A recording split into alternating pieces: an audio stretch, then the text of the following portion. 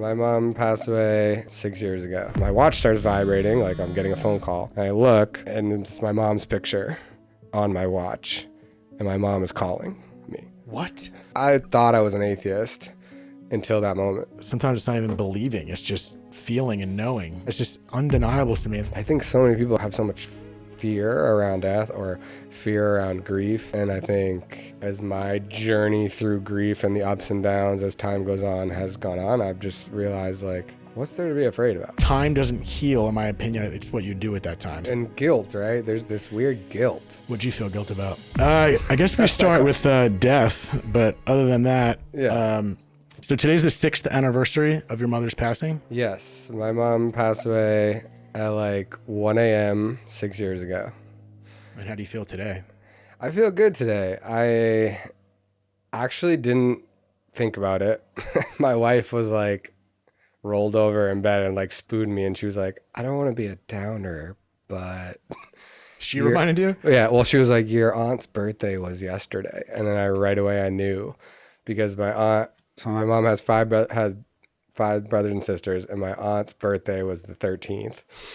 And my mom was in hospice at that point. Like probably on the 11th or 12th, she had woken up and like had stopped responding. And I had this book. I don't know if you've heard of this book. It's like this little blue book that hospice in New Hampshire gives you. I don't know if other hospice gives you, but it basically gives you like the step-by-step of like, here's 2 weeks before what you'll notice. Here's 1 week before. And then like 3 or 4 days before, it's like, they're going to stop answering. And so, I'd go in. She was sick for 10 months, but I'd go in there and she would be at least responsive. And then I went in one day and it was just no answer. I was like, oh shit, here we go. But my aunt was in Connecticut, which is like 3-hour drive from New Hampshire, where my mom was at the time. And she was like out on her birthday, like having martinis or whatever. Like, what's the one with orange juice? Oh, mimosas. And so I called her and I'm like, so it's going to happen. And she was like, put me on the phone with her. And I was like, there's no response. And she was like, put me on speaker right now. So she's like out at brunch with her girlfriends. And she goes, Claudette, it's my birthday. You're not dying today.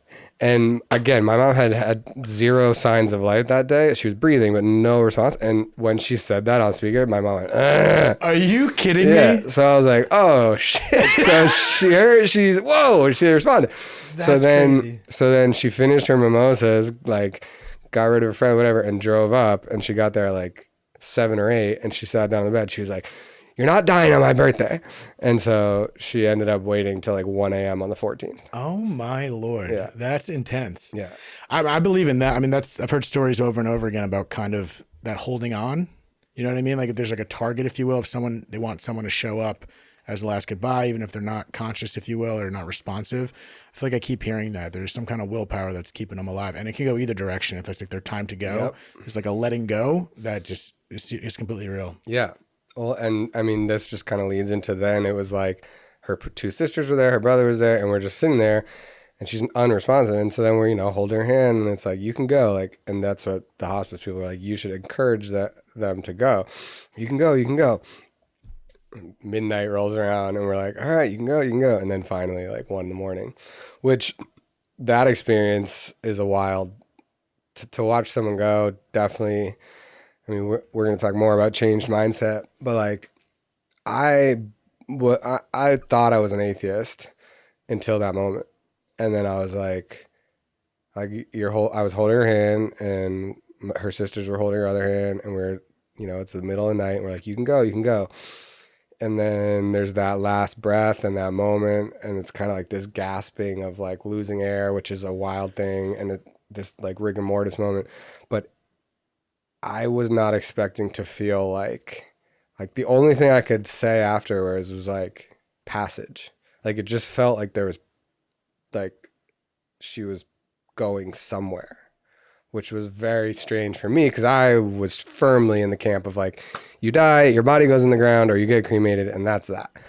But there was some weird sort of feeling of like consciousness or something passing through a tunnel or whatever. I couldn't really explain it, but afterwards I was like, okay, maybe. You felt like, did it feel like it was going through you? What was explaining? I just felt like she was not leaving. I felt like she was sort of going somewhere else. No shit. Which was a very surprising thing to feel, because in my true heart of belief, I was like, once you're dead, you're gone. You're done and gone, and that's that.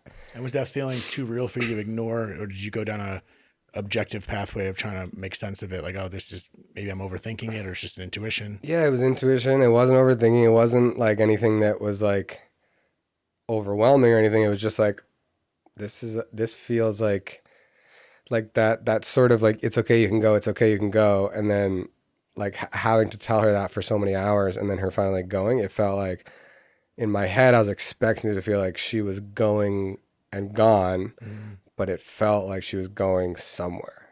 Damn. And that was like profound. And then there's been a lot of weird energy. I call it leftover energy, and we can talk about it. I just posted about it today. You asked me how I was doing. Like last year, my wife brought it up that it was that day, and I was like sad all day. And that happens for me on Mother's Day. It happens to me on her birthday. It happens to me on the 14th, the day she died. The day she died to me is like whatever. Like the birthday and Mother's Day is more like, yeah. But there's been a lot of weird shit that's happened. Like what? And the weirdest one that happened, I post about today. And I post a lot about her. I post on Mother's Day. I write letters that I post online, and I've had so many people reach out to me and say how much it's helped them reading this stuff. And like a lot of people are private about death, don't want to talk about it. I'm sure you've come across that. And for me, like talking about it and letting it out, and I write in notes. In my notes app, I write letters to her I was writing letters to her when she was sick, because she had so in context, my mom had breast cancer in 2011, and then she did chemo and radiation. She was in remission. And then by like 2012, and then 2018, she was out here. We were partying, we were going to bars, like having a great time. But I noticed we walked up this kind of steep hill in Silver Lake to go to L&E Oyster Bar, and she was like out of breath. And I was like noticing like, oh, that's a little weird. Like she needed to stop just to walk up a hill. She was only 67. It was like odd for her. Like she's pretty healthy. And I was like, that's weird. She kind of had a cough. And then she had a migraine on the flight home.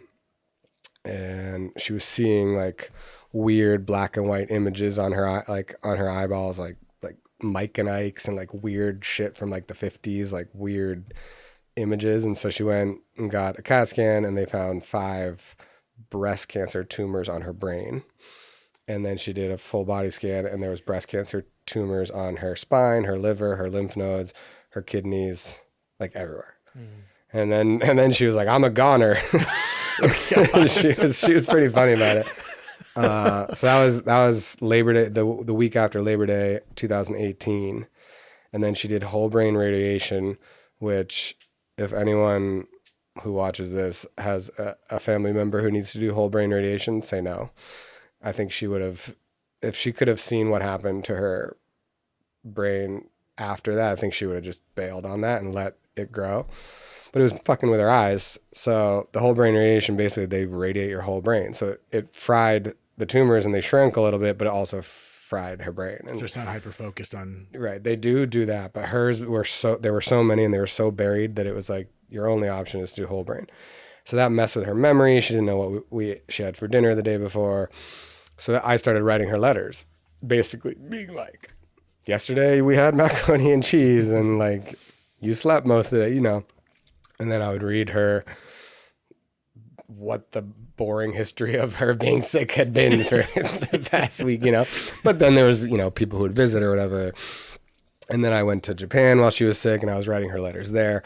And it just sort of became a thing that was therapeutic for me. It was therapeutic for her. And then when she passed, I just kept doing it. And so I would write letters to her in the notes app, and like on bigger days, important days, like her birthday or Mother's Day, I'd post them. And like the response was overwhelming. Like I would get more views on those letters to my dead mom than anything I would post. Mm-hmm. And it's amazing what life and death brings out. And strangers, like people I went to middle school with that I hadn't heard from, would reach out on Facebook and see it and be like, I'm so glad you wrote this. Like I have trouble with whatever I've been through, and I'm not open about it. And you being so open about it has helped me, whatever. So it was therapy for me, and it seemed like it was therapy for other people. So I just kept doing it. And so this year on Mother's Day, I was like dreading it, like as it was upcoming, because it's just a hard day. And you know, I go and I spend the day with my wife's mom and her family a lot, and it's just a lot. And so leading into it, my wife and I had kind of gotten, not an argument, but like she was like annoyed because my friend was having a birthday party that was that morning, and we were gonna go see an EPL game at the Cosm. It's like this big screen where you watch the game, whatever. And it was like 8:30 in the morning on Mother's Day, so I'm all jacked up and excited because like, oh, here's something I can do that's gonna distract me from my grief this day. Go drink with the boys, watch soccer, like hell yeah. And Kaylee was like, oh, we have to go like the opposite direction of my mom's house to go do this thing. And we're going to leave at halftime so we can make it to brunch, you know? And it was just this like thing. Yeah. And then, you know, we talked about it more and we talked about it with our therapist, and like I kind of opened up that she was so, you know, like in her own head about her own mother and Mother's Day. And it's a stressful day for her because we got to do brunch and all that shit. She didn't even really think or realize, and nothing against her, it was just she didn't realize how much the day like internally affects me, because I just kind of close down and just go through the day and ignore it. So we kind of had this talk and it was really productive, and a few days later she's like, you know, I've been thinking about it more, and like I really think like let's definitely go to the Cosm, and like you should not leave at halftime. Like I'll leave at halftime, I'll take an Uber, I'll go see my mom, and you should stay like with your friends and do your thing and like be happy. And I was like, okay. And like it made me feel good that my partner kind of understood better. And I was like, no, like we can leave at halftime. She's like, I want you to stay. And so that was like the first thing that happened that snowballed into this crazy experience. So we do the thing, we go to Cosmo, we watch soccer. It's great. My wife leaves. We go back to my friend's house, and he's having like this little backyard party like with his friends to continue the birthday celebration. And we're drinking wine. And it was just a very cool little intimate backyard wine drinking brunch soiree that my mom would have loved. And then I was in the Uber home. I'm like all happy, and I've had some beers. It's 9 a.m. I'm like feeling like for the first time in a long time, like pretty much since she passed, having a good day on Mother's Day. And so I'm writing this thing in my notes app, like rapidly typing to my mom this letter in the Uber. And my friend's wife was like watching me, and she's like, what are you, like writing a novel over there? And I'm like, oh no, I'm just writing a letter to my dead mom.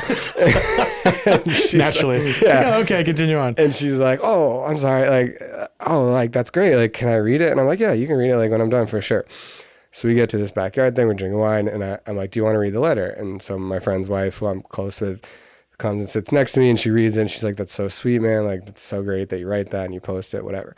And like within 20 minutes after she read it, and I'd posted online maybe an hour before, I'm sitting there and we're all just having a great time. Everyone's laughing, and I can show you the video. She pulled the Ring camera video. My watch starts vibrating, like I'm getting a phone call, and I look, and it's my mom's picture on my watch, and my mom is calling me. What? Now we have to go back 5 years. 2020, we had a group chat with my family a year after my mom had passed, and we were sending videos because it was like right around the anniversary of when she passed, and we're sending pictures of my mom and like all talking, and we get a text from my mom that says, please remove this phone from your group chat. This belongs to an 8-year-old boy in Boston. And we're all like, oh shit, like her number has been reassigned. Like it's official. Whoops. So that was 2020. So that was the last time anyone had an interaction with that phone number in my family, me, whatever. Now I kept her number saved as mom in my phone just for the sentimentality of it. I've never texted it again since 2020 because I don't want to bother this 8-year-old kid in Boston. Yeah, it'd be a little weird. Yeah. So that's 2020. So now 2025, I've just posted this fucking thing, and here's my phone vibrating, and it's her picture, and she's calling me. So like you'll see in the video, I'm just like shocked. I'm like, what the fuck? I look at my friend's wife, and I'm like, what the fuck? Oh man. So she's like, what the fuck? So I pick up my phone and I look, and sure enough, there's my mom's picture on my phone, and it's ringing. And then the natural reaction, of course, is to answer. And in that moment, I had no even thought of what it could be. I put it to my ear, and it goes beep, beep, beep. Disconnected. No way. And then I put my phone down, and start crying. And then she's hugging me and she's crying. And then everyone else at this wine soiree is like, what the fuck just happened? And then I'm like, I just got a missed call from my mom. And then they're all crying. Are you serious? Yeah. So that was the latest in a lot of weird things that's happened. But that one for me, like, it really, really changed my mindset. Yeah, because long story short, you're not an atheist anymore. Right. Well, and also it changed my mindset on not being sad. And like, I've noticed since my mom passed, I'm much easier to anger. I'm much easier to sadness than I ever was before.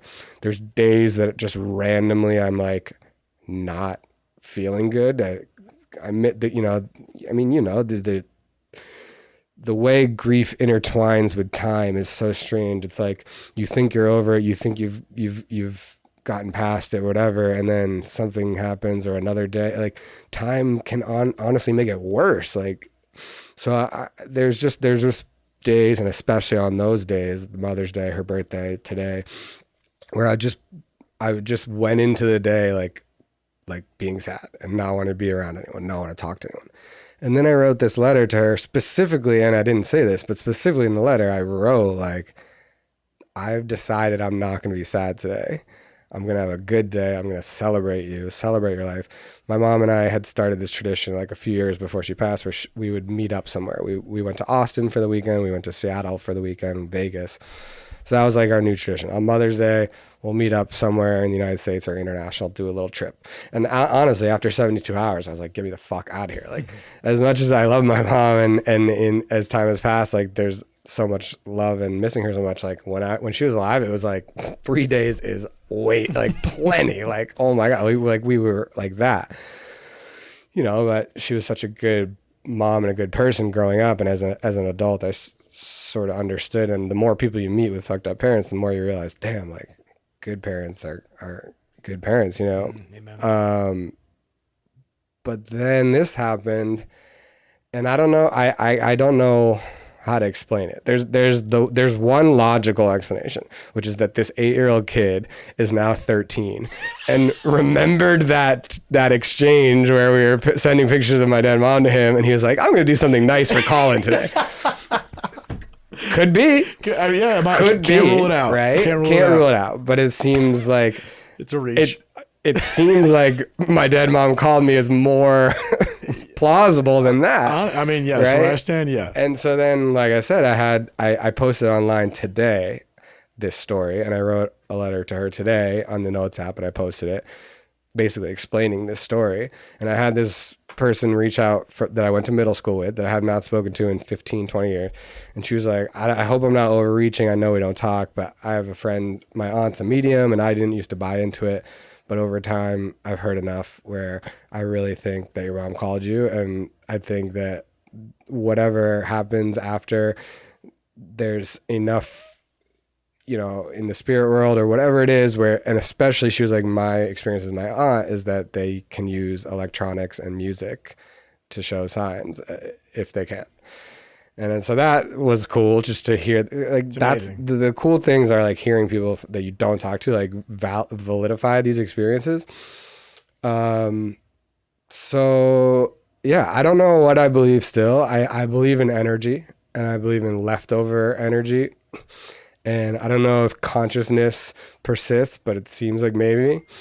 But I know that experience helped me have a day like today, where I've had a good day, and she wouldn't want me to be sad. Like, why?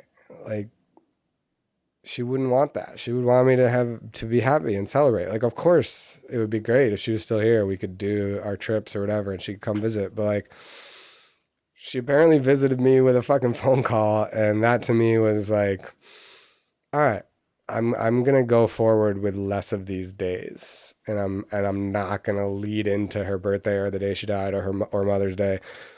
I'm not gonna go into it with like this, I have to be sad today. Yeah, it's just like not intentional, because you just feel grief does that naturally. Right. but it is an intention behind it. And that's not something I would say to someone in the middle of their grief. Like, you have to be careful of what you say sometimes. But then you realize, as you've realized, that there is a little bit of an intention behind it. There's a massive acknowledgement for you to say how you're going into your day, and even so, it's almost like a supposed to.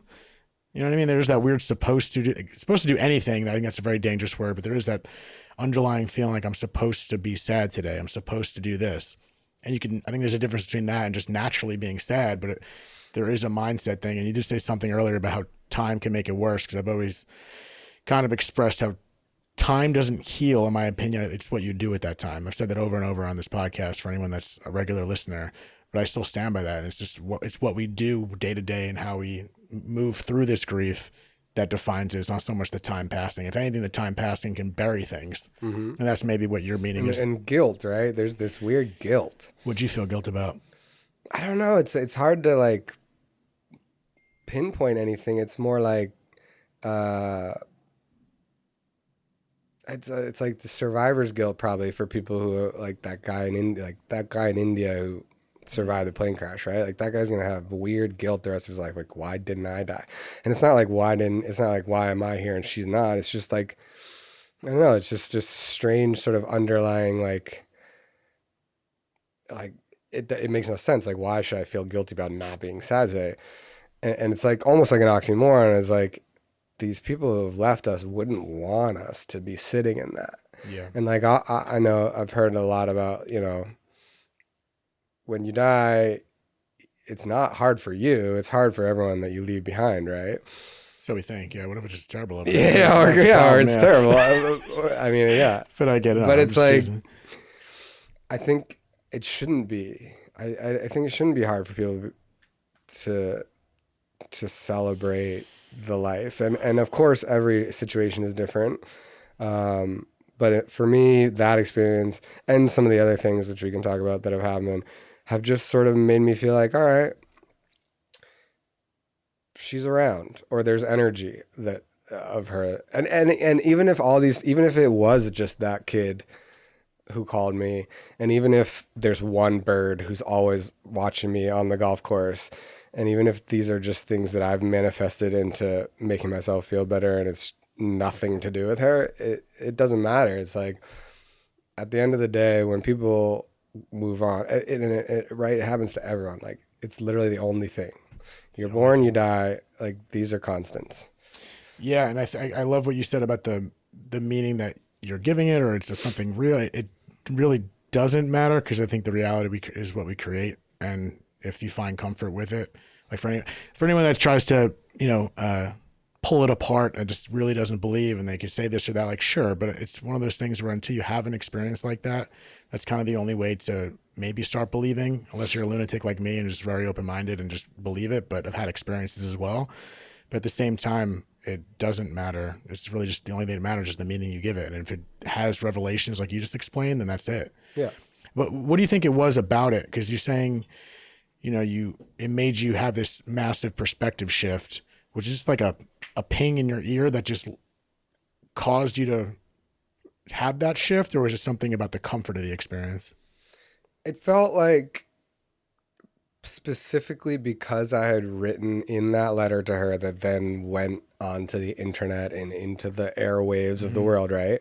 And because my friend's wife, who my mom would always pepper, my friend, my buddy Zerby, whenever my mom was close with him, and whenever she would come into town, she'd be like, "Who are you dating? Who's your girlfriend?" Blah, blah, blah. And she was just that type of person. And this woman who he ended up marrying, she would have loved, this strong, independent woman. And the fact that she was asking about the letter, and then she read the letter, and the fact that the letter was specifically about how I was not going to be sad, for that to be like, for that moment to happen right after that, to me was like her being like, yes. I mean, I think it's undeniable. Like, stop being sad. Like, you don't need to anymore. It's, and that was what it felt like. It was like, all right, my wrist just vibrated with you telling me, like, yes, please, like, chill out with the sadness. Yeah, I feel like sometimes it comes way more cryptic than that. Yeah, that's about as gung-ho as it can get. Yeah. You know what I mean? And so I'll just briefly talk about some of the other weird shit. So like when she was in hospice, she pretty much was taking care of herself till near the end. I think maybe the last week or two, there was a guy who would come in. And her big thing that she was not into was that this dude had to shower her. And she was like so far gone. Her brain at that point was just fried from the radiation. Her body was fried from all the immunotherapy. Her GI tract was fucked. It was just, so she was, from the time that she had the weird visions and she was in Cali healthy and visiting, it was 10 months later and she was gone. It was wild. And I went home and I took care of her. But the shower thing was like, and she was very like rigid in opinion about shit. And it was like, this guy's not showering me. And I was like, Mom, like, this is the method that you want me to do it? Like, you know? And so there was just something weird with her at the end about the shower. So the morning they took her out, so she passed at 12, and then they're like, you know, she can stay in bed and we can come in the morning. I was like, yeah, just let her rest in bed and then come in the morning and take her away. So that morning was super tough. Like, I was like, didn't want to get out of bed. I was like so depressed, like, it's finally happened, whatever. And then I'll never forget, like, these two guys, like, in their boots, these New England motherfuckers, the Undertakers, like, coming up there to get my mom. I was like, oh, God. And I just see them, like, walk down the hall, and I'm like, this is fucking morbid. Like, they're going to take her body, right? So they go and they take her body, and I, like, didn't want to get out of bed. And then they bring her downstairs, and I look out the window, and they're, like, put her in the car. And then I felt, like, enormous guilt. Like, oh, God, I should say goodbye. So I, like, ran downstairs, and I was like, you know, bye. Come back upstairs, and I walk up the stairs, and I hear a crash in her bedroom. I'm like, what in the fuck? And I don't know what it is. I'm like wandering around her bedroom, like, what was that? And I go in the bathroom, and the shower curtain had fallen. Get out. To the ground. And I was like, all right, that's fucking weird. So then I came back to California. I was in New Hampshire, came back to California to like decompress for a couple of weeks with my girlfriend at the time, my wife now. And then 2 weeks went by and I had to go back and like start the process of like, now what? Like getting rid of all our things. And that is crazy tough. So I called my best buddy, like a brother to me back there. And I was like, you got to come with me to the house. Like I'm going to be a wreck walking into this empty, cold house, you know? And so he walks in with me. And so it's just this empty house. And it's a very depressing moment. And maybe like 4 months before, there had been a storm when she was sick, like in the winter in New England. And it's windy and blowing. And I could hear her like yelling, like, come up here, something's happening. And so I went into her room and there was this weird like ding, ding, ding, ding, ding, ding, ding, ding, ding noise. I couldn't figure out what it was. And I went into the bathroom and the little metal piece that like goes on the shower head connecting, like basically that covers just the hole in the wall. So there's tile and then there's a hole in the wall where the shower head comes out, and there was like a little round metal piece that I suppose is supposed to be sort of adhesive to the tile, and for whatever reason it wasn't. And so the wind had been blowing in the house and causing it, whatever the draft was causing this piece of metal to sort of against the tile. So I just walked up and I pressed it, and it didn't stick to the tile, but it wasn't loose anymore, and it stopped. She was like, oh my God, thank God, that was so annoying. Okay, whatever. So that was that moment. So then I walk back in 2 weeks after she's passed. It's been empty in there. I've been gone. She's passed away 2 weeks. And I walk into the house. It's dead quiet. It's completely empty. And I'm like, oh God, I got to walk upstairs and like walk into her room. So I'm walking up the stairs, and it's not a storm. It's a calm ass night. And I'm walking up the stairs, and ring, ding, ding, ding, ding, ding, ding, ding, ding, ding, ding, ding, in the fucking shower. And I'm like, Drew, my buddy. I'm like, Drew. I go into the bathroom, and I walk to the shower, and again, no storm, completely calm night. And the thing is, it's whip, it's ding, ding, ding, ding, ding, ding, ding. And I'm like, Drew. I'm like, get up here. And he comes right up. He's like, what? I'm like, do you see this? And he's like, holy shit, dude. And right as he came and saw it, it just stopped. Like what? Dude, come on now. I know. It's undeniable. I know. I was like, all right. So gives me the chills. What is she stuck in the shower? Like, yeah. She's finally showering herself. Yeah. So the weird thing with the shower, and then like I said, there's always one bird. She loved this bird feeder. I have this bird on me that I got tatted like after she passed. So there's always like one bird, always. Like whenever I'm golfing, there's one bird just like watching. And like in Vegas on my bachelor party, I was with like 4 of my high school buddies, like really close buddies. We were golfing, and a bird literally followed us for 2 holes and was like sitting on the green watching us putt. And it was that bird? Just a bird. Yeah. And I was like, all right, like okay, Heckler? yeah. So there's just weird shit like that, and all those I kind of chalked up to like, oh, the bird's cool energy, oh, the shower, whatever. I'm sure it's like drafty. Like it was just all weird stuff that my analytical brain that doesn't really believe in whatever was kind of like, oh, these are cool things that I can talk about. So after she called me, yes, I was like drunk in the Uber on the way to see my wife, and I called Drew. I was like, okay, so you got to tell me something. Like, did that metal thing, like, you remember that metal thing ding, ding, dinging, right? He's like, yeah. I was like, all right, well, something weirder happened. It's interesting. I wonder now, since you got the message through, it's like, I wonder if those events are going to like chill out. I know. I'm curious, like follow along the next couple of years and just see if I know. Well, I posted this letter today. I was like, what weird shit's going to happen today? But that's honestly what I'm hoping. Because it's funny to say that, because I was like, so I'm in the Uber driving home, like driving to see Kaylee after this thing has happened. I'm like telling this story. And like on the phone, and then I like hang up, and the Uber driver's like, "That's crazy, man." I'm like, "Jesus!" Now the Uber driver knows all this shit. And I'm like, "Yeah, bro, it was crazy." And your then mom's gonna write a review for that Uber driver somehow. But then him and I were talking. I'm like, honestly though, like, or I might have said this to Drew on the phone. I was like, it's very much like she was very much a hovering over the top, like overprotective mother. Like couldn't go to friends' houses if like in high school couldn't go to a friend's house if she didn't call to see if the parent was home. So she was like, and that had us at odds. Like I hated her in high school because she wouldn't let me do anything. And so then I'm on the phone, I'm like, this bitch won't leave me alone. like it's 5 years from now, and she's calling me like, go do the thing, like wherever you're at, like go play golf and leave me alone. And so then I was like drunk, and I'm like what else? Like, does she know my porn habits? Like, is there a way to shield? Like I gotta like chill out on the search bar, like, you know. I always wonder about that aspect. How much do they know? I know. Like, filters up there? Like, overarching? Is there an eye in the sky? So yeah, and there's one more instance that I'll talk about that we've noticed is like often Kaylee and I are at events like either sold out or really packed events like baseball games or whatever, and there'll be either a seat or 2 empty next to us constantly. Yeah. So like we went for either my birthday or her birthday. I think it was my birthday or maybe Kaylee's, but they're 6 days apart. We were in Vegas.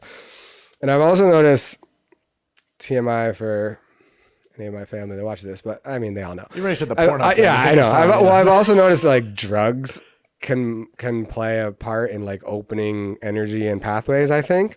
So Kaylee and I did acid, and we went to see Cirque du Soleil. And my mom loved Cirque du Soleil. Like anytime they'd come to Boston, she'd be like, we're going. So I went to Cirque du Soleil all the time growing up as a kid with my mom. Loved that shit. So we do acid. We're in Vegas. We see the one, where they're like jumping in and out of the water. We're on acid. I'm like smiling the whole time. Like, this is fucking amazing. And I didn't even notice, but the show was sold out. There was 4 seats left when we bought them like 3 days before. 2 here, 2 here, and then the 2 on the aisle were taken. So we were in like 1 and 2, and then there was 2 next to us. So when we got there, this dad and son sat in the 2 that were empty, that were still for sale. And I was like, oh, you guys got your tickets last minute? They're like, yeah, we got the last 2 tickets. I was like, you did? Because we got the second to last 2 tickets. So we watched the show. What I didn't realize is that right next to us on the aisle were 2 seats. Now, my mom had passed like 2 years before, but my uncle, who she was very close with, her best friend's sister's husband, had died like 5 or 6 days before this show.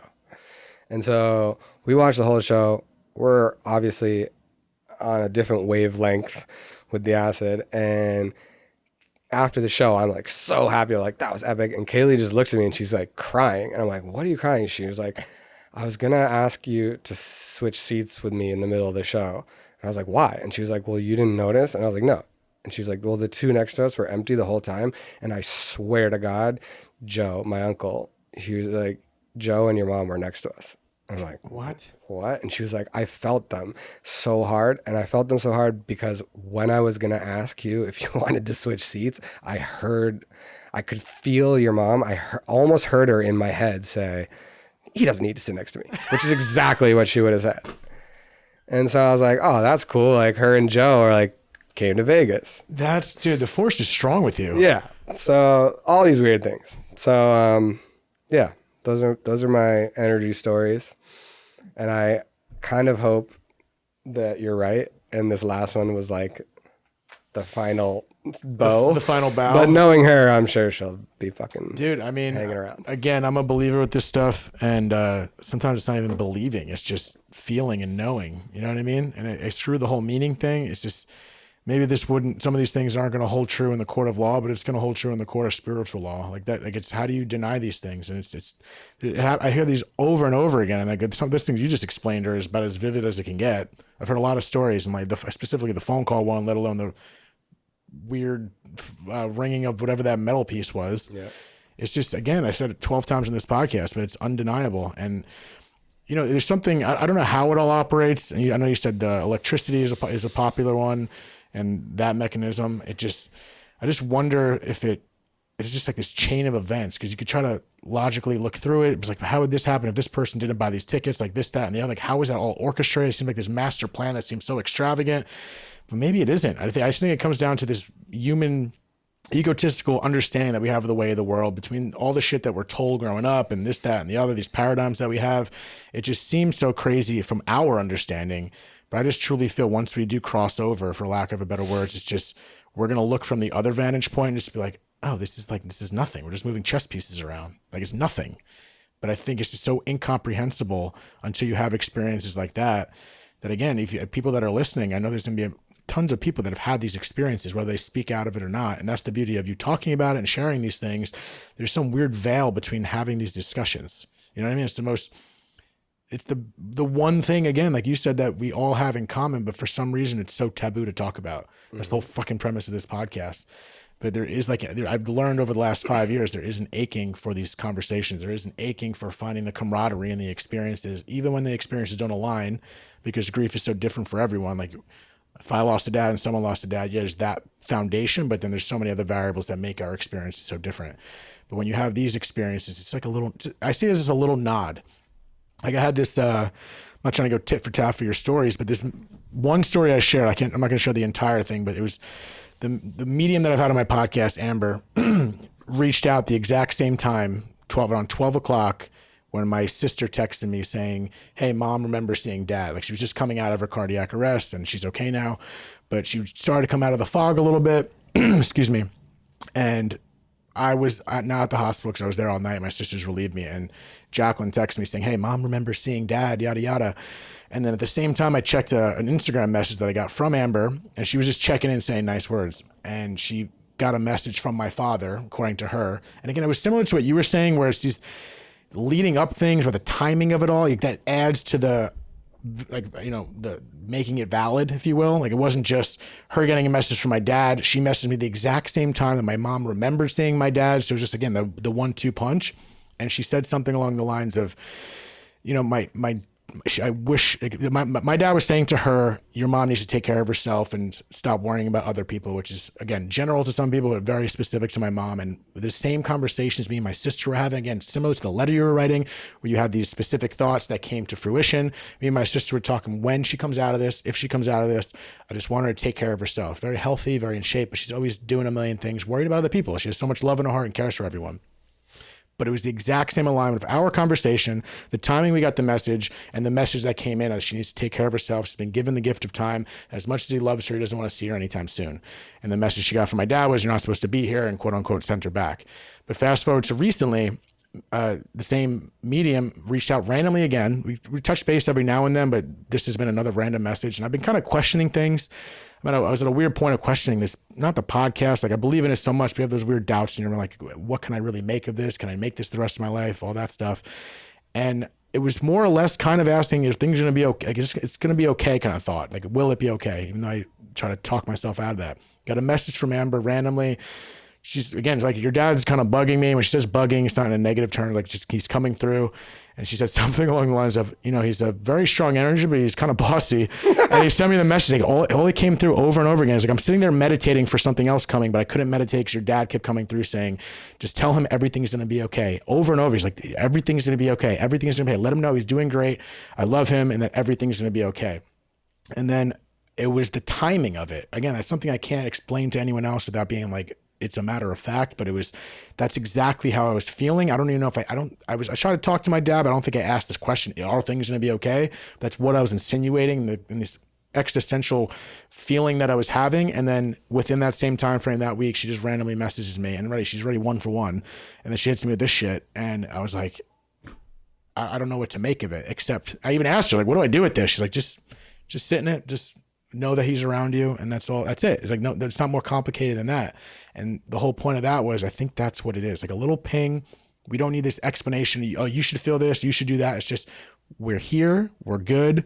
Just do what you got to do here. And then at the end of the day, no pun intended, but it's all going to be okay. I genuinely feel like that, regardless of how shitty things happen in here, whatever we complain about, whatever we're scared of, it's like at the end of the day, when this day is over, it's like, it's all going to be okay. Whatever happens next, it's fucking good. That's the one thing I feel certain about. 99% certain, because again, who the hell knows? But at the end of the day, I'm just like, it's going to be fine. It's going to be just fine. And knowing that, it just alleviates a lot of the shit that we go through now. Yeah. Damn. I don't even know. Yeah. It's just, it's heavy, but it's like and then this whole grief and death thing, it just, sometimes I'm walking, I'm like, oh, damn, I just see the world so differently. Not in comparison to how other people see it, more in comparison to my journey. I just look around and I feel lighter. Even when I feel stressed, I don't feel good. That's fine. Maybe that's when I feel it more, because it's a constant reminder through these experiences of death and loss and everything you have to go through to get to a certain point. It just makes life a little bit lighter, and it's expecting shit to go down, not in a negative way. Like, oh, when is it going to happen? It's just like, all right, shit's going to go down, but whatever. We'll fucking deal with it. Well, I think it's tied to fear, right? So much of grief and death is fear-based for so many people. Mm-hmm. And I think that's kind of, I maybe am unique in that I thought about death a lot. Like, I always used to think about death growing up, just in general. And I remember being in my 20s, mid-20s, and thinking like, wow, like, I'm really lucky to have not experienced death close to me. I remember thinking that, like, I'd known people, and I was like, I don't really know anyone close to me who's died. And then I go through this thing with my mom, and it was like, oh, here it is. But I thought about it so much, and I thought about it so much even while she was sick, and like, what is life going to be like after, and how hard is this going to be, whatever. And so much of that was, oddly enough, like, wishing she would go sooner, because she didn't have any quality of life. And it was like, how long is this going to last? And on that note, I really empathize with people who have, a loved one who has like some disease that is sort of long-term suffering and decline. And that must just be so hard. Like, these people who have to deal with, having one of those people. Their parent with Alzheimer's who lives in, the extra room for 7 years. Like, I did it for 10 months and it was so hard. I can't imagine years and years. But back to the fear of it. Like, I've never really been afraid of death, because I'm just like, well, everyone does. Like, it would suck to not be alive anymore, but like, it's literally going to happen to everyone. Mm-hmm. I think so many people are just have so much fear around death, or fear around grief of being gone. And I think as my journey through grief and the ups and downs as time goes on has gone on, I've just realized, like, what's there to be afraid about? Like, I think I correlate it with the fear of just not knowing. Right. Not knowing scares people. And I've lived a life, for better or for worse, of doing things where I don't know what my next step is. Like, literally, when it comes to solo traveling, to things any pursuits I go after, it's just, I want to dive into that, because I feel like that's life as a whole. We try to make, even when we say we know something, most of the time we don't fucking know shit. We don't know we make these plans, and then most plans are going to shift one way or the other. And that fear aspect, it's interesting you make it up. You said that today, because I made a post, because ironically, for the context, so if we're talking like friends, because we are, and besides the fact that he's from Boston, that's probably the only thing I don't like about him. Love the city, but sport fans, whole different thing. it's the fear thing. So I posted about my mom today because it's the anniversary of my mom going to cardiac arrest, and ironically the anniversary of your mother passing. And I posted something, and then someone messaged me, and part of the message she said was about, once you lose one parent, then there's the fear of losing the next. And maybe that was a thing growing up for me, perhaps unconsciously, but now I'm like, I don't have fear. I don't have a fear of that. I respond. I was like, no, I thank you for sharing that. If I'm being honest, I don't fear that. Not to say the pain's I know it's going to suck. I'm going to miss her. Like that's separate from the fear, but the fear aspect isn't, because it's like, I'm fearful of something I know that's going to happen. You know what I mean? Like in the world of things that I just said we don't know, we're scared of the thing that we know is going to happen. But I know that fear is also based on things that we don't know. So it's a clusterfuck of words that I'm saying. Yeah. But you know what I mean? But it's like we're so scared of the thing that we know is going to happen. But then you take it to the next layer. It's just the idea that we're not sure of what's going to happen after. Like, is that it? There's so many layers to it, but I'm just not. That's like the easiest one to not be scared of. Yeah. As weird as that sounds. Like I understand why, but it's like, okay, we know that's going to happen. So it's not going to be a shock. The only shock is when it's going to happen. Yeah. But once we just embrace that it can happen at any time, that's another thing we kind of know, even without knowing. I understand why it's so complicated, because I'm making no sense right now, but I think I'm making sense. No, yeah. But like you know what I mean? It's like, it's a clusterfuck, but I don't want my mom to go, but I know she's going to. We had the conversation. So I think that's another big part of it. Yeah. My mom is very like Brooklyn, like, when I die, just throw my ashes over the Verrazano Bridge and don't worry about it. Continue on. I'm like, okay, sure, Mom, I'll put you in Brooklyn, whatever you want. Yeah. But it's just it's these thoughts that we have. And I think it's as simple as the only reason you have fear for something is because you're creating this imaginative state of what may happen, and whatever you're conjuring up that will happen is something fucking terrible. So when people say this idea that, you can't make the mental shift, how can I alleviate this or that? Do the exact same thing. Like all our worries and fears, from my understanding, are things that we're imagining that may or may not happen. A lot of them. There's exceptions to the rule, of course, about past traumas, yada. But if you're doing that, you're putting yourself in this physical state of depression and anxiety and fear by thinking of something that hasn't happened, right? And you're thinking of it in a negative sense. So literally do the opposite. If you put yourself in a mind state of, okay, when so-and-so dies, what if it's just great? Like, what if I just put myself in a place, maybe my mom's gonna be at peace regardless, and life's still gonna continue on. You just think about it. You just fear and flip it instead of just constantly obsessing about the negative. Just play around and become imaginative in the same way that you're doing negatively, and just do it positively. It sounds so simple, because I think it is, but it takes effort to put yourself in that perspective. Oh, yeah. It's because it's easy on paper, but it takes practice and repetition. The same repetition that we're doing that's driving us in a fearful spiral, because it's constant repetition. We're just doing it so innately without effort, because we put ourselves in negative standpoints because we're survivalists. But I think if we practice putting ourselves in certain perspectives intentionally over time, it alleviates these paradigms and this subconscious fear that we constantly have. Yep.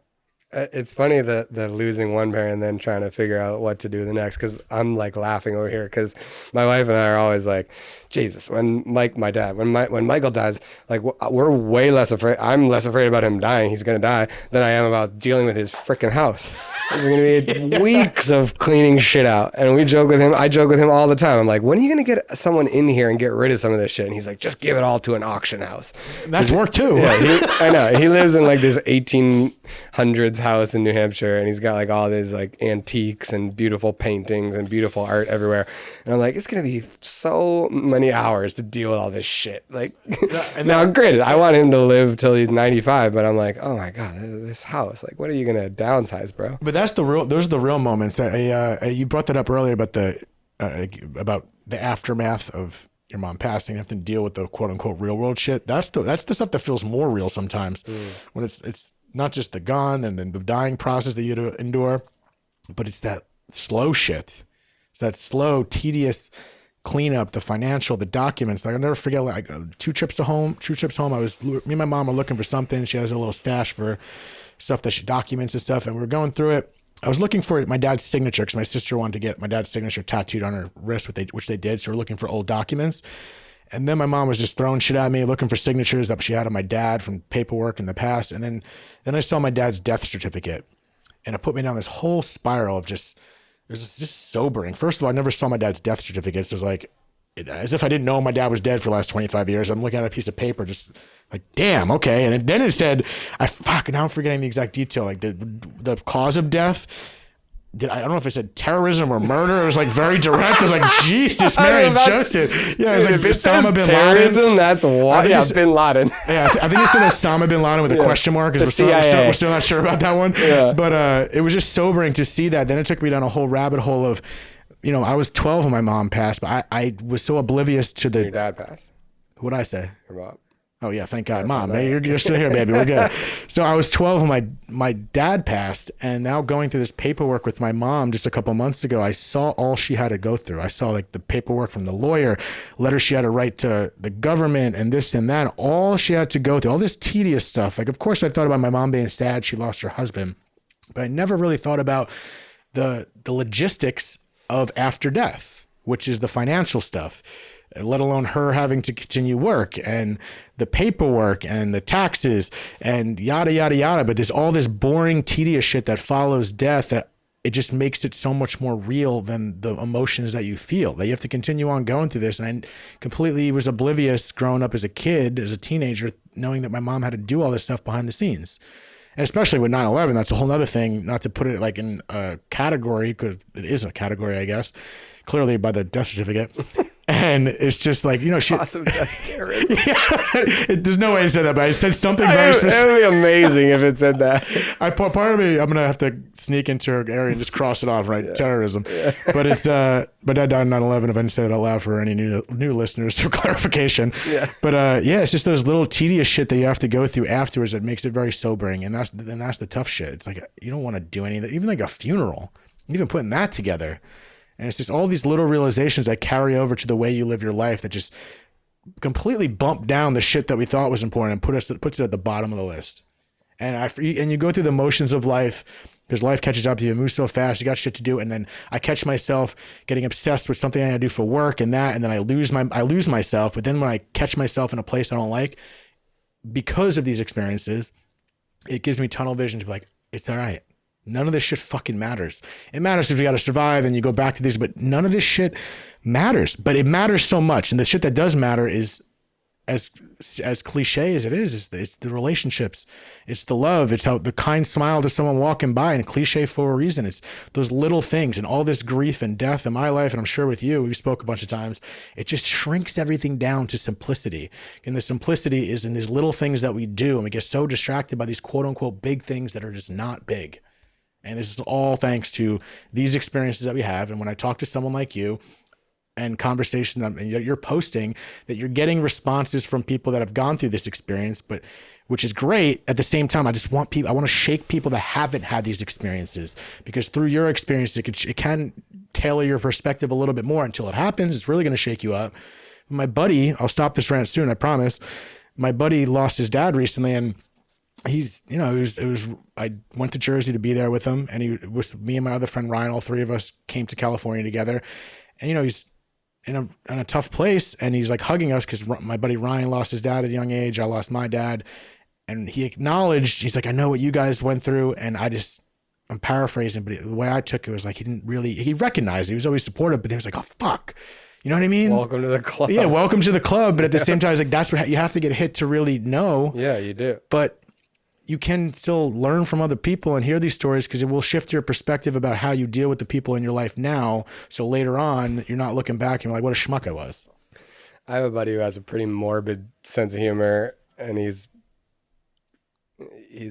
a pessimist, and he said some shit to me that it's so up his alley, and it didn't bother me at all, but I'm sure it would bother some people, but I just like laughed. But he was like, I'm kind of jealous that you've been through this. Dude, I get it. Yeah, he's like, you've done it. Like, I'm gonna have to do it later. Like, you've already. I'm like, you're a fucking asshole, but that's hilarious. It is true. It is true. But that's why I have a different. We all get dealt our cards. I'm not judging anyone for not having someone die in their life. Like, I'm gonna go kill him or something. But people then now, and especially you, I'm sure you get this a lot. But people now, like I've just had a friend who lost a parent, and it's like, you're one of the first calls, because it's like, you get it. And I'm just like, welcome to the club. Yeah. I got a guy that makes hats for you. I got a guy who does a podcast and makes hats for you whenever you're ready. Yeah. Send him a Dead Dad Club hat. That'll help him get over their grief. Kaylee's, my wife is like, so are you gonna ever wear that? I was like, I wear it in the house. Yeah, I wear it outside. You know, it's interesting because I wear it as a social experiment. It's funny because it's the worst marketing hat of all time because my logo on the Dead Dad Club isn't there. So no one knows. It's just like, I went to the bar. I was in Chicago for a podcast. Went to the bar by myself after. And the girl looks at me. She's like, I'm wearing the Dead Dad Club hat. I forgot I was wearing it. And she goes, is that a band? I go, what? And I was like, oh, and I was like, I forgot what hat I was wearing. She's like, oh no. Like, I'm in the club. She goes, oh shit. But, and I love those awkward experiences. I fucking thrive. Yeah. I love it. I don't care if I feel awkward. It's just fun for me. It's a wake up call. But then at the same, like late hours of this little vinyl jazz club I was at, I guess I had the hat backwards watching the music, and some girl taps me on the shoulder, and she like loved the hat because she lost her dad when she was young. And they started. Like, oh, you're in the club too, on a fuck? Yeah. Yeah, that's exactly what I said. Yeah, grief sex is what it's about. Even though I have noticed the grief section, I recently posted the grief section of the books is very close to the sex section. It's like, it's literally next to each other. Life and death. I'm telling you, life, death, and sex, baby. That's like a new Netflix series coming out. Seriously. But it's, yeah, and it started a conversation. It's happened so many times where people see the hat and there's like a camaraderie of that experience. And a lot of the people that see the hat, I've noticed is often a lot of humor attached to people that have gone through these experiences. Not always, because people are still going through it. But the humor aspect, again, to me is just, since today is the 2-year anniversary of my mom going into cardiac arrest, I was like, I'm going to go back. I was scrolling through the text messages of me and my sisters, because together we worked like spaghetti and meatball the way we were navigating this situation. And I was going back to the text on July 15th. I got to the day after it happened. And I think at this point she was still in the ICU. Like she just came out on July 15th. And I was looking at the text. I sent a photo to my sister in the hospital bathroom of this warning sign that said on top of the toilet, it said warning, sharp objects, and had like a photo of a sharp object in the toilet. I'm looking down. My mom's in the ICU 200 feet away. I'm like, what the fuck is going on with this toilet? So I sent it to my sisters, and my sisters respond like, oh my God, I'm dying laughing. But I forwarded that message to my sisters today. I was like, hey, at least we were laughing. We were just laughing in the ICU. Yeah. And again, who knows how we would have responded to this situation if we didn't have the experience together with my dad. I feel like it prepped us. I still think we would have had a sense of humor, but at the same time, it's like I just see life as these moments of prep. It's like it preps you for the next. And sometimes you got to give it a little time for anything that happens. Like the Chinese farmer, like we'll see how it correlates in the next chapter of your life, because it will. And it's not just that next chapter. It's like all these experiences of death has prepped me for the way I live my life. The way you live your life. It's like everything from your relationships to your friendships to the way you sit and do nothing. Everything. It just completely refilters the entire viewpoint of how I walk through life in every moment. Yes. And it's fucking incredible. And it's not something you got to realize right away. You know, for that last moment to click, even though you have a Hollywood movie of experiences that are ridiculous. And in my head, I'm like, Jesus, Colin, you didn't realize the first time. Like, this is pretty obvious. But then it took that last moment for you to click. And now the trajectory of your experience is not going to be the same. No. Yeah, the humor is definitely needed. And again, I just try and continue to remind myself, what would she want? Your dad and my mom would not want us to be fucking sad all the time. Like, what? No, like, if there is, whatever stays left over, whatever that leftover energy is that's here with us, it's trying to interact, and it doesn't want to interact with a sad boy, right? Like, fuck that. Like, 100%. Like it's poignant what you bring up of, I think the people, and I think it's pretty well documented, the people who live life not afraid of death usually live a pretty good life. 100%. And not to go anti-religious on anyone, but the people who, fear hell and have to get to heaven for salvation, those people the people living in fear probably aren't having as much fun as me. No, fear is the worst, and fear is so controllable. I think through effort, though. It's not just like, I'm not gonna be scared today. It's like going to the gym. You gotta work those muscles out. Yeah. And it's that daily effort. And it's much easier. I've always said this: it's much easier to be sad than it is to be happy. Yeah. Much harder to be sad than it is to be happy. Yeah. It is. And I will say, like, not because it seems, I mean, we're all fucking hunky dory. Like, oh, I'm so happy today. Like, but the flip side of it is, like, there is absolute real reason to be sad when it comes to the idea of the hole, right? Like, this hole that can't be filled. Like my mom, for me, my parents were divorced, but I saw my dad once a week and every other week and have a great relationship with him, but he was like my homie. My mom was the one who raised me. She was a single mom, and she taught me values. She taught me everything. She raised me, and despite not being able to be with her for more than 48 hours without wanting to fucking get me out of here, despite that, and especially now that she's gone, I've realized over time, like, she turned me into the person I am today, and she turned me into a good person. She taught me the right values.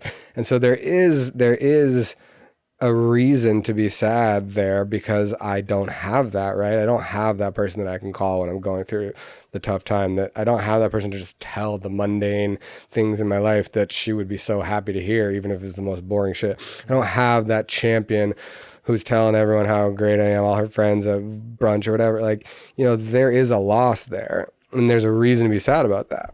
And in those moments I feel that, and the missing the presence is a reason to be sad. Yeah. And that's okay. And that is something that is a basis for fear of death, right? Because yes, they're leaving you, but I remember when she was sick, I was like, what are you most afraid of? She's like, I'm most afraid of leaving you. And like, shit, like, don't be afraid. I'll be cool. But then it's like, no, I get that. It's like, because there was such a hole, and there has been such a hole, and the hole is sort of gets bigger and smaller depending on what's going on, and this experience has made it smaller. It's filled in. But like, yeah, there's times where it's like, God, I wish I could just call her and tell her this thing, and so I think that's real. But I think that goes back to what you said about the after, right? The experience of going through all her stuff and like doing the yard sale, and like, it was actually an amazing experience. Like, I had people coming up to this yard sale. I had this kid come up and like buy a bunch of her clothes. Like, this like 23-year-old kid like bought some like scarves and shit. He's like, I like this scarf. I'm like, this is weird but cool. Like, this scarf is gonna live on to this weirdo. And then him and I like became friends, and we were like smoking weed together. I was like, you're a weird dude, man. I like, he's like buying my dead mom's baskets and shit. I sold a basket for $3 that then my mom's friend came over and she's like, where's that basket? I was like, what? The random basket. She was like, she bought that for $2,000 in South Carolina. I'm like, what? I'm like, what? It just was like, she was like, it's a very rare, like, woven basket, like some like special like basket in South Carolina. I don't know. Someone just flipped your mom's basket for $1,500. Right, exactly. They definitely knew too. Like, in hindsight, I was like, they were like into the basket. I was like, oh, they knew, but I didn't know. But Gary V, because I'm pretty sure he does that. Yeah. The point is, especially when it comes to the like you said, and it really is cliche, but it's like, also it's so true. And so many people are caught up in this life, especially in this fucking town that we live in, of wealth and status and the things and the cars and the nicest clothes and the nicest rings and the nicest jewelry and all this shit. And so many people link their identity to their earthly possessions, right? And it's like, I had a profound moment when I was selling her things and deciding which things I was going to keep. And so many of her things, I was like, what am I going to do with this? She was very into artsy things and little trinkets, and she'd always get something from one place or another, and that was her identity, right? And that's great that it was her identity. But then when you're gone, it's like, well, yep. And I kept a few of the things that really reminded her, and most of it's gone. And it's like, it does make you think about your own stuff of like, have your things that give you your identity and the things you like, but don't be so tied to it, because at the end of the day, it really is more important about the relationships that you have than any of the things. And so, yeah, I remember having that yard sale and people just coming and finding, and so many of her really cool things ended up at my cousin's house, and there's a rug and there's a thing that was on the wall that's now at my aunt's house, and that's really cool. Like, I go home and I'm like, oh, you have a piece of her. My grandma has a piece of her. Like, there's little pieces of her that are around. I have it. Her friends have stuff, clothes, whatever. And that's really cool. But most of it went to, and then I had a really hard time because eventually there was this pile of stuff that nobody had bought, nobody wanted. All of her friends had come through, got the stuff they wanted. And there's all this stuff. And I'm like, I don't know what to do with it. And then I was like, so over it at that point. I was like, all right, I'm just going to bring this to Goodwill. And I could just hear her be like, Goodwill is a for-profit company. Like, they won't even, and I was like, I don't even care anymore. Like, whatever, someone will get use out of it. But, yeah. It's so much more than what we're attached. Like, if I just realized the things, we're not attached to the right things, and at the same time, we shouldn't be attached to anything. Right. Like that's one thing I feel like we're constantly just holding on to things. We're holding on. And I feel like the tighter we hold on, it creates more resistance. And I feel like we're just supposed to, like, we have to kind of let things go. And as weird as that sounds, like, I don't know if it's Buddhist or Taoist or what, but I'm trying to work on this less attachment, like detachment from everything. But detachment doesn't mean you don't care about something or this or that. It's just kind of letting life flow through and recognize the impermanence, because nothing's here forever.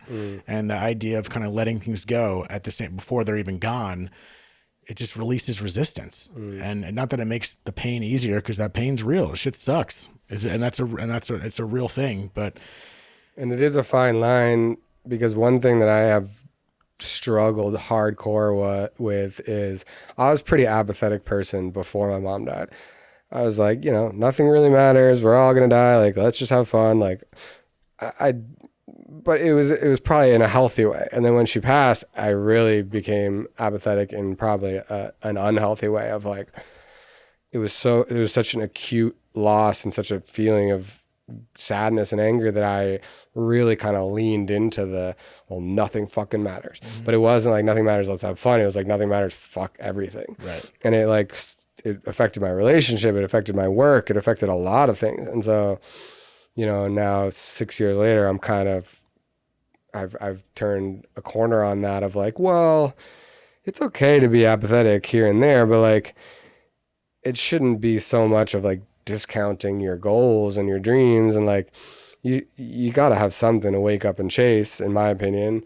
And so I think I had lost that a little bit of like, well, why do I need something to wake up and chase? Even if I achieve it, like, I'm just going to die, and it's like, yeah, but that's not a good way to go through life. And I think there is a fine line there of like, yes, we do need to be able to let things go and be able to move past things, whether it's death or anything else. But, yeah, the fight against apathy for me has been a tough one of like, there's just days where I wake up and I'm like, who gives a shit? Like, fuck this. Like, yeah, and those days are straight. Like, whatever.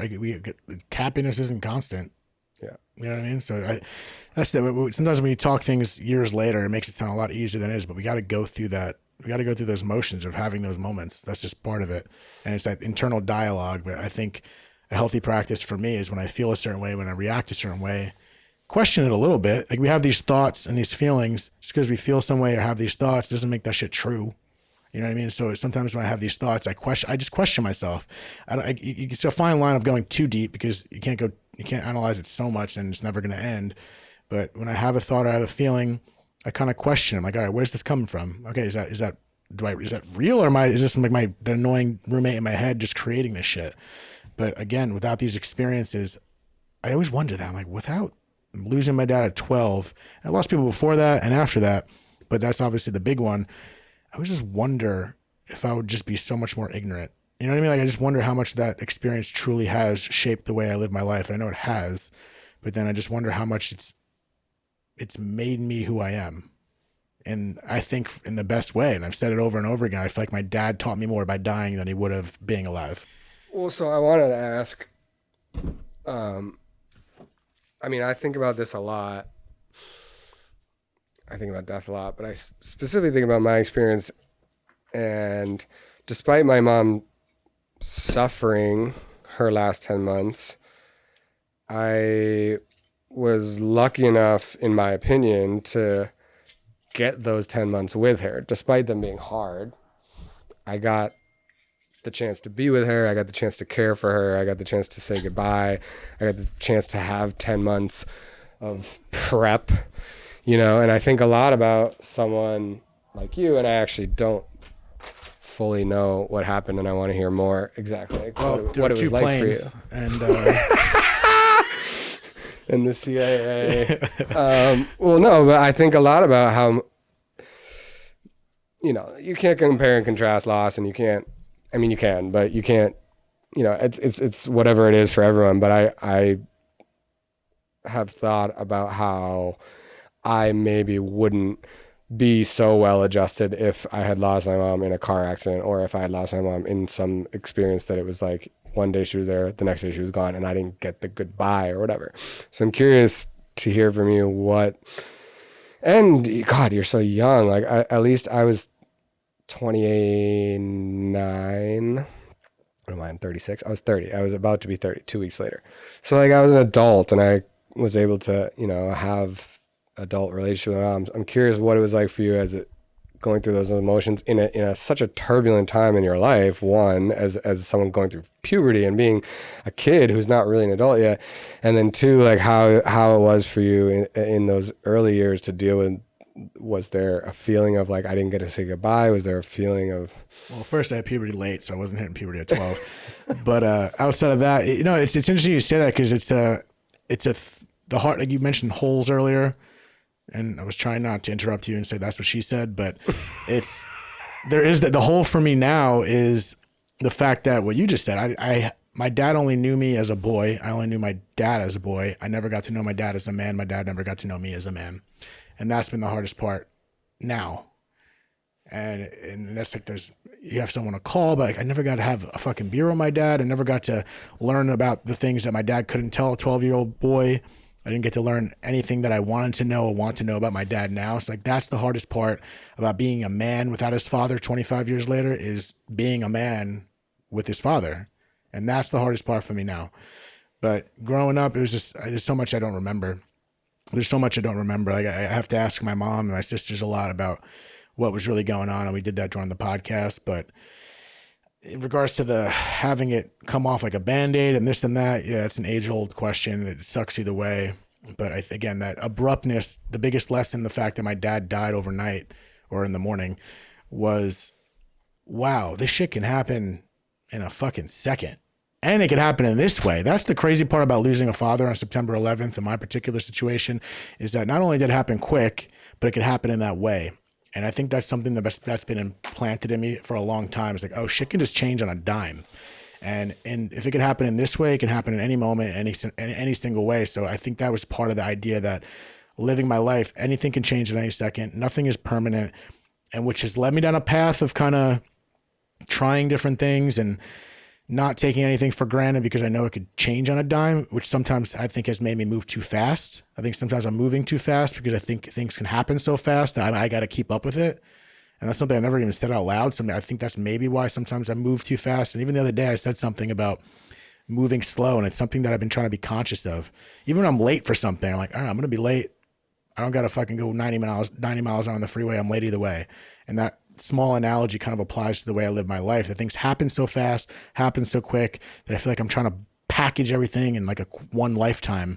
When sometimes at this point in my life, I'm like, no, I think moving slow is the way to go, and savoring every moment and not moving through things so fast. Like you see me eat food, I eat a bagel in like 7 seconds and it's disgusting. And even down to my food, to the way I live my life, I think I'm moving too fast. And I just correlate that now in this moment thinking, I wonder how much that relates to that experience at 12 years old. As a boy, not understanding life at all and trying to make sense of something that happened like that. It just evolves. It's changed over the years, just like everything does. But specifically today, the hardest part is definitely not being a man with my dad. And that's the thing. And it's just as overused as it is, it's acceptance. And then I think acceptance is great and it's important, but then some days I don't want to accept it. And I allow myself to feel like that. I don't have to think this woo-woo, oh, I got to be strong. Grief is this, grief is that. It's like, all right, I'm just going to tell you, I'm not going to accept it today. It just sucks. But I want to keep that moment short at the same time because that's not beneficial for me. It's fine in the moment, but to live like that forever, it's not going to be good for me.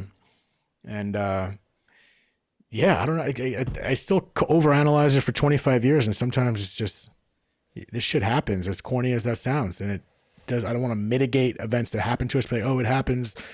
Okay, sarah. But it's just, this is what we either signed up for or we didn't sign up for. And this is what it is. How can we make the best of it? And that's how I applied every single moment of my life. It's like, this happened. Okay. Now what? And those lessons applied to when my mom almost died. Me and my sisters took that same mentality. It was like, we don't want to get too ahead of ourselves. But at the same time, we got to go one step at a time. And I think if you go one step at a time, it alleviates the pressure of trying to get where you want to be too quick. And then I think I go too quick with life. I really feel like that. So I you've probably told it on the podcast one too many times, and you obviously had your family on. I can watch that. But so he worked in the building. Yeah, he was on the 105th floor of Tower 1. Fuck me. And yeah, and I had Brian Clark on the podcast who survived Tower 2. He was on the 84th floor and he survived. So I remember talking to him. It was just such a wild dynamic of talking to a man that survived and my dad didn't. And then I could take you down the rabbit hole. Why this guy survived? Why my dad died? It's like, I don't know. Like, fuck. Like, just. Did he talk at all about survivor's guilt? No, honestly, he seemed pretty chill about the whole thing. Not survivor's guilt. No, he seemed actually oddly calm about the whole situation, even putting himself back in that place. But no, I didn't really get that much from him. But I know people that definitely like that. People in my family, that knew my dad, and people that worked in the trade center, I think definitely had that feeling. Which understandably, it's a whole existential question. That's where the guilt comes in, like you mentioned, and it's just. Guilt to me is just a massive undercover feeling for an existential question. You know what I mean? It's like we feel guilt about these things because of how we're programmed. But I think we're in for a wild awakening when we find out the answers to all this shit. It's like, oh, it's just an experience we're supposed to feel. And we don't have to talk too much if you're over it, but I'm Still curious. Over 9/11. Well, I'm curious about that actually. Are you? If you scroll past the Bin Laden doc on Netflix, are you like, fuck that? Or No, you watch put it on. You should see my Explore page on Instagram. Someone was talking about the Explore page, and I was like, let me look at mine. It's literally all sports and then one photo or conspiracy theory about 9/11. Just tits and 9/11. Yeah. Ironically, just sports. I've actually been pretty good with that.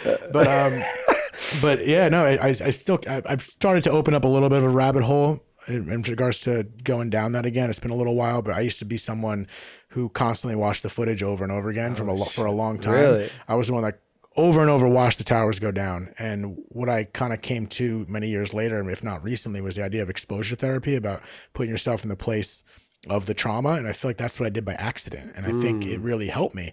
For a while, I was asking, like, am I psychotic? Like, do I have to get new business cards and return videotapes right now? Because it's American Psycho, for anyone who hasn't seen that movie, that was the reference.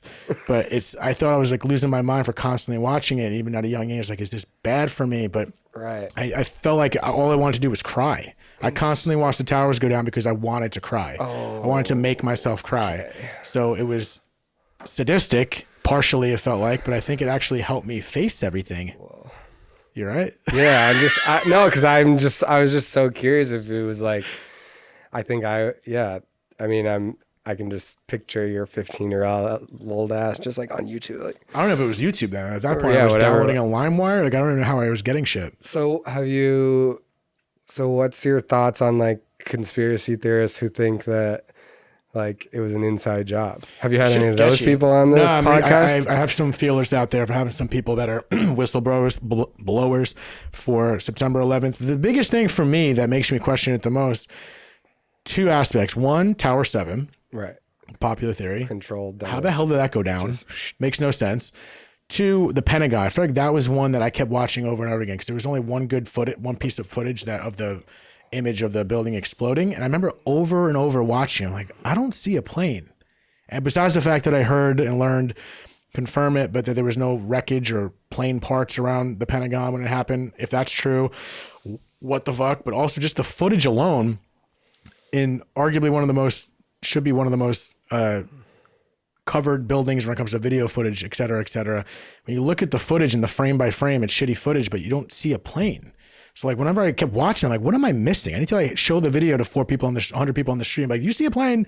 Because I don't see shit. And so like, when I look at Tower 7 and the Pentagon, it just makes me ask questions. And in this day and age, when you ask a question, you're a fucking quote unquote conspiracy theorist, which is a term that's been created just to diminish the theory of something that's probably going to be true. So it's interesting for me because I just think the whole thing was sketchy. The whole thing was sketchy in many different ways. I'm not saying it's this or that, but it wouldn't shock me if we found out one day, it was the CIA or a different country or this, that, and the other. There's just too much, the street sense kind of thing. It's just like you look at something, it's like, what's up with that dude on the corner? Like, why is he reaching in his pocket? Is he not selling drugs? No, he's just catching sun rays. Like, what the fuck are you talking about? There's so many weird things that have happened, and it just seems sketchy to me. And then when you go back to the past, I think there's Operation Northwoods. There's a CIA. We're going down the rabbit hole right now, guys, so stay with me. I think it was Operation Northwoods or some CIA document. It's a real document, whether it's Operation Northwoods or something else, that is an official CIA document that talks about, I think it was, I want to say it was around JFK. They presented it to him, and I think maybe he turned it down, but it was a whole false flag operation that the government presented to create false terrorist attacks, or like simulated plane, make the plane crash or blow up a boat in XYZ and blame it on Castro, just to have an excuse to go into Cuba. Fill in the X variables there. What was 9/11? It was a terrorist attack. Not saying it's false flag confirmed. It's a terrorist attack to get the public outcry to back a reason to invade Iraq. And what happened in Iraq? Were there weapons of mass destruction? Did we get anything out of that? No, like nothing. It's just all aligning to history 60 years ago. And that was 60 years ago. And I'm not making this up. Just Google it. Look it up yourself, because fact check everything I say about grief or 9/11. And it seems right in front of us. But when sometimes you put things right in front of us, it seems so extravagant and like bullshit. And like, there's no way you can read a document. It could say this, it could say that. You're still not going to believe it. It's like, that's just where the brainwashing comes in. And like, you're a lunatic for just asking questions. It's like your mom just rang a bell in a shower and called you and she's gone. All of a sudden 9/11 is a weird conspiracy theory to talk about. Like, what the fuck are we saying? This world is weird. This world is strange. Crazy shit happens. It's darker than we think. Even there's beauty throughout it. And I think 9/11 was sketched. That's my rant for today and my TED Talk. Thank you for coming. Did you watch the Bin Laden doc? I watched some of it. I didn't watch all of it. Sometimes I start things. The beginning is fucking all 9/11. But then, I mean, the end is cool.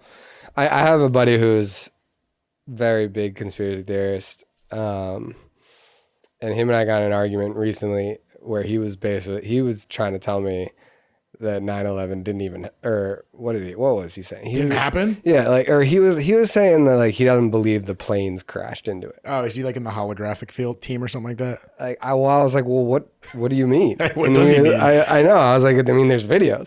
He's like, yeah, I don't know. I mean, you can edit videos. I'm like, are you serious? Like, are you serious?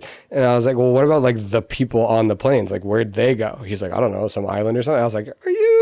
If my dad's on an island right now, I'm gonna be fucking pissed. Yeah, I know. Well, yeah. I mean, the people. He was like, I believe the towers came down. I'm just not sure about the planes. I'm like, well, I knew a kid in middle school whose parent was on the plane. So like, what happened to his parent?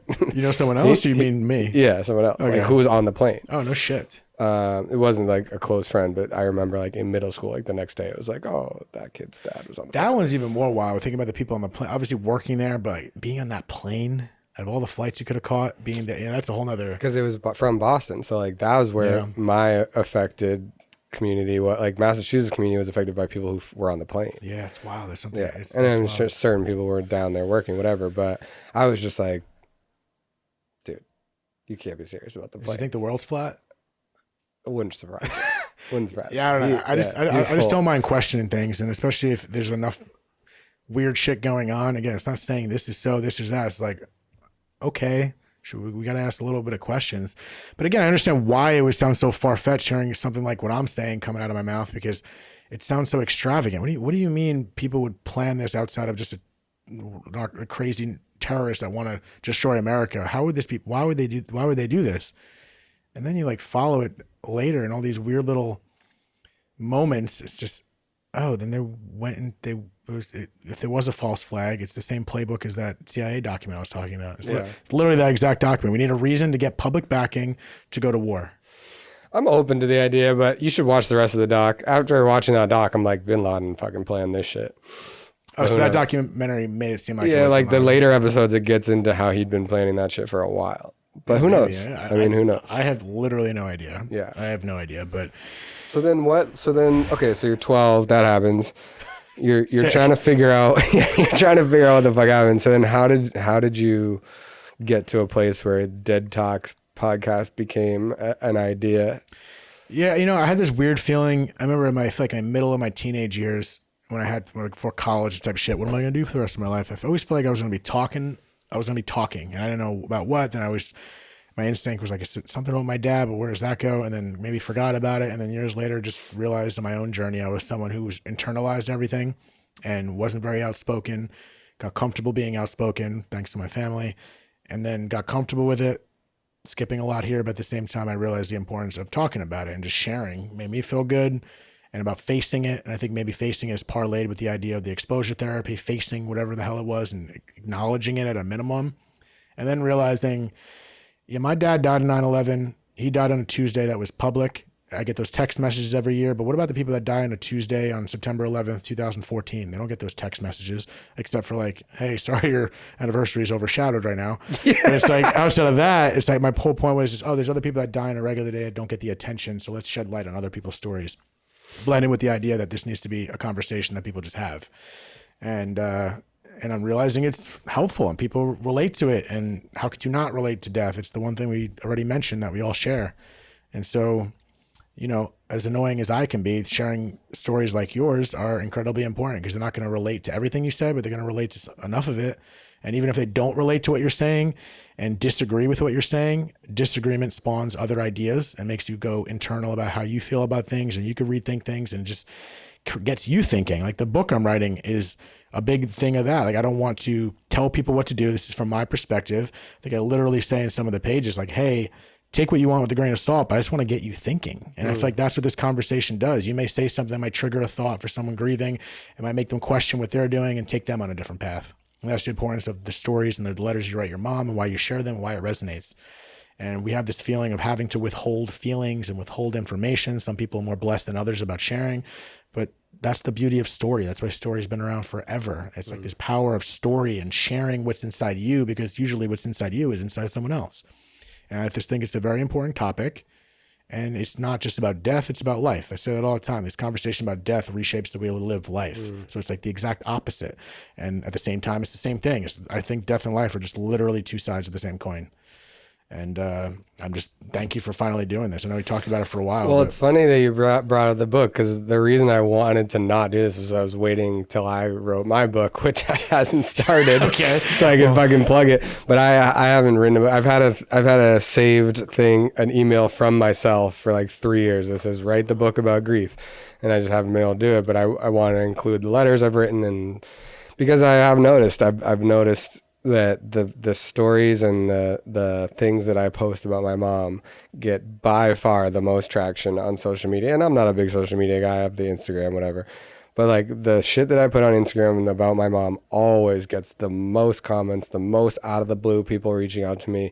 And I've always been like, that is interesting, that the key that gets stroked when it comes to death of people come out of the woodwork to, and specifically like what you said and what I've noticed is a lot of people don't have as easy of a time, whether it be talking about it or specifically putting on the internet. And I've even written in the letters to my mom, like, you probably wouldn't like that I'm putting this shit on the internet, because she wasn't so open about her. She was against your private life being on, she was like, get off your device. And now we're so on our fucking device all the time. I'm so addicted. And it's like, okay, I want to do a little book as well about this, just to help to help myself more than anything. But I've just noticed, wow, like the people that reach out and say nice things or say their own version of the story, it's just like, wow, this really touches random people. So that's cool that you're doing a book. Yeah. Is it about specifically your experience, or is it about all the people you've had on, or both? It's kind of my podcast and the books. I got with a publishing house that's helping me with it, and it's kind of, I probably should have a better pitch right now, but it's not going to come out to the 9/11 25th anniversary, ironically. And it's my podcast and the book where I'm only keeping the first chapter like that day and my experience, and the rest of the book is kind of a grief experience from my perspective of how it's taken me. So I'm hoping every chapter kind of covers my growth through it, but within every chapter I'm trying to reference conversations I've had to make it relatable to other people. That's like a big part of it. It's not just my story. That's what this podcast is. Yeah, my story is the birth of this podcast and the why behind it, but this podcast is about my guests and about who I'm talking to. It's not so much me ranting like I have today, but it's incorporating other stories, other grief experiences, and off that I'll reflect on it, how I relate to it, what I took from it. So it's a little bit of blend of, it's a lot of grief. It's a grief story, grief book, but it's also about death and exploring different avenues of death and how death can shape your life. And it comes from death. So yeah, I'm mostly done with it, but I still have a long way to go about ironing it out because I'm not a writer. But it's just coming from a place that's, again, not clinical, I'm not a fucking expert. I just have my own experience and pull from what you want. When you talk to so many people, like, I'm curious, and we don't have to go on forever. We've been going on for a while, but I'm curious, like, people you've spoken to who have you, I mean, I'm sure you have, like, I've always been fascinated about the people who are in a coma or like on the hospital bed and they like rise up and they're watching it. Like, have you spoken to anyone about that? Yeah, I've had near-death experiences of several outer body experiences, but specifically with hospice. You know, I've had hospice nurse Hadley, Julie, and Penny. They're big on social media about what they talk about. Again, shows the need for this discussion. But one of the deathbed visioning is a big one. So it's not out of body, but so it's maybe not answering your question. But those experiences that I see with them is they often see people seeing deceased loved ones, and that's like part of the curriculum of prepping hospice nurses for this experience. That usually means their time's coming, and they don't seem to have an answer for it. And maybe I'm wrong, but from my understanding, this is happening because of that. It's not because of oxygen. It's not because of morphine. It's just a phenomenon that happens.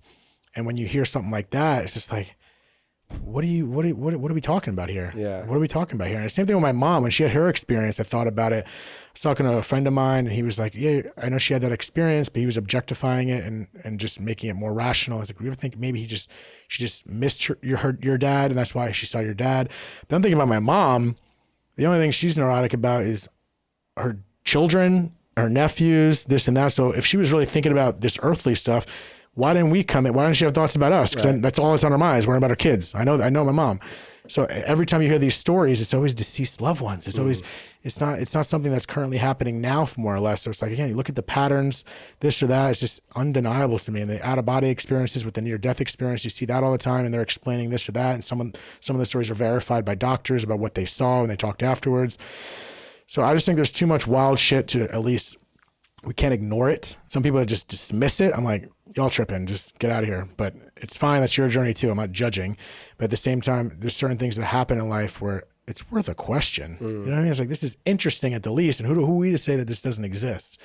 And there's just too much magical shit. Like you explained that to me, is like, there's something. I remember an anecdotal story that was a relative of my dad's or a friend of my dad's, and I don't remember the exact relation, and so take it with a grain of salt because it's 3 people removed. But I remember a story of, I forget, some relative of my dad or a friend of my dad who was in a coma, and in the coma there was this bridge to like this floating island or whatever, and he crossed the bridge, and on the other side of the bridge he was kind of making his way over, and he could see over on the island or whatever it was all these dead relatives. But weirdly enough, his alive brother was there as well. And he was like, this is weird. And he was like wanting to go over there, but he was also getting a sense of them all saying, don't, like, go back. So he decided to not go, even though he really wanted to, and go back to the other side of the bridge. And then he came out of the coma, and his brother had died in the hospital. I've heard that too. Like, whoa. And it's like there's a thin veil there. Yeah, so he didn't know, but he was over there, and he thought it was weird because he was the only alive one, but then he was dead too. That happened with another medium, only with an animal. She saw a dog on the other side. She's like, "What the fuck? You're not dead. What are you doing? What are you doing here?" And then the dog died. It was dying. So there's a thin veil, people. Yeah, there's definitely some energy. It's definitely some energy. But Colin, I appreciate you taking the time to finally make this happen. Write that book.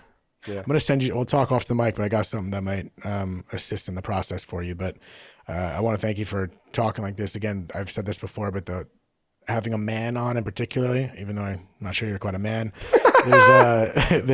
it's important too. You know, it's a conversation that not only humans need to share, but I think men definitely struggle with the emotional aspect of it. So I appreciate you stepping up and doing this with me. So I appreciate you, brother. Thanks for the And years. I'll put a button on that with saying, because I was raised mostly by a woman, I'm definitely more in touch with my feminine side and my emotions. And so if there's anything, right, like if there's anything about passed on loved ones, right, like she's in me with that aspect, right? Like, I'm able to get in touch and cry and yeah, nobody should be afraid to talk about death.